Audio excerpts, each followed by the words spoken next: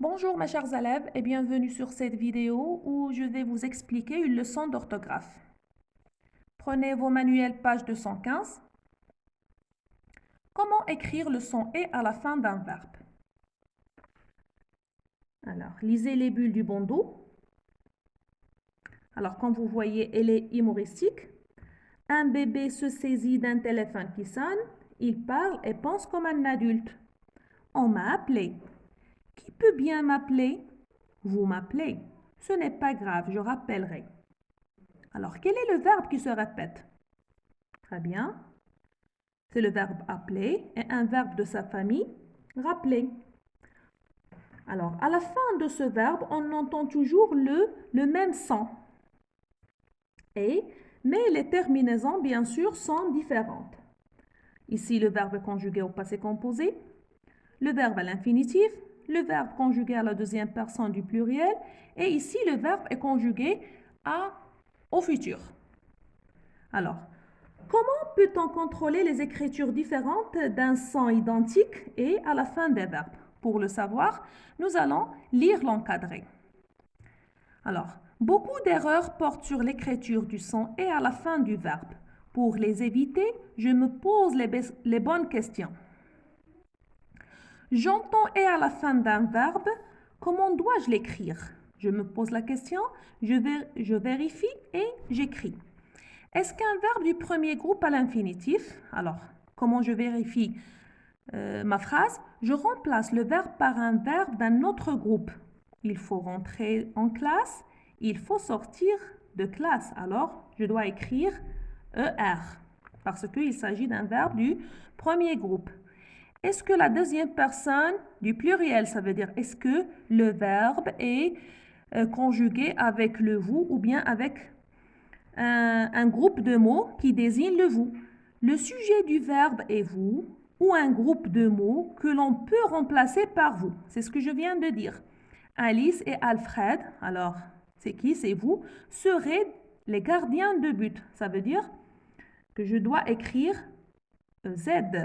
Est-ce que le futur simple, ça veut dire est-ce qu'il s'agit du futur simple? Alors j'entends le son ré. Alors le sujet bien sûr du verbe est je. Alors, qu'est-ce que j'écris? J'écris le AI. Est-ce qu'il s'agit d'un participe passé? Et on a dit que tous les verbes du premier groupe, ils ont le E accent. Alors, je cherche l'infinitif. C'est un verbe du premier groupe. Le verbe est conjugué à un temps composé. Avec l'auxiliaire avoir, je n'accorde jamais avec le sujet. Ça veut dire, j'écris E accent parce que on a l'auxiliaire avoir. Avec l'auxiliaire être, bien sûr, j'accorde toujours avec le sujet. Il est tombé, alors regardez, E accent, elle est tombée, E accent, E. Ils sont tombés, alors le pluriel masculin, elles sont tombées, E accent, ES. Alors, je dois faire attention. Alors, qu'est-ce que je dois retenir?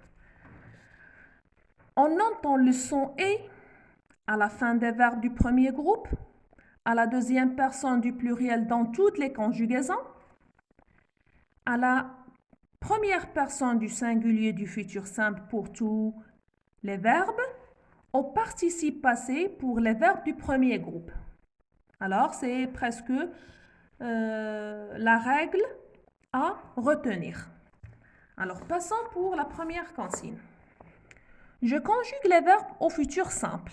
Alors, on a dit que si le verbe est conjugué au futur simple, je dois écrire un i. Alors, le verbe être, je serai. Voilà, j'ai déjà fait le travail. Je serai triste de déménager quand je partirai. Je perdrai ma meilleure amie, mais le verbe rester, c'est un verbe du premier groupe, mais je resterai en contact avec elle. Nous écrirons. Très bien, c'est clair. Je conjugue les verbes au présent puis à l'imparfait. Ici, on nous a donné seulement le verbe aller. Lorsque vous allez à la campagne, lorsque vous allez, alors, nous allons écrire EZ. On a le son E et on a le vous, ça veut dire je mets le EZ, la terminaison. Est-ce que vous aimez les longues promenades? À l'imparfait, alors vous connaissez les terminaisons bien sûr. Lorsque vous alliez à la campagne, est-ce que vous aimiez les longues promenades? Alors s'il vous plaît, vous devez écrire, je retiens sur votre cahier de leçons, et essayer de faire les 2 exercices qui restent. Sur vos cahiers de recherche, bien sûr. Alors, au revoir. À la prochaine séance, Inch'Allah.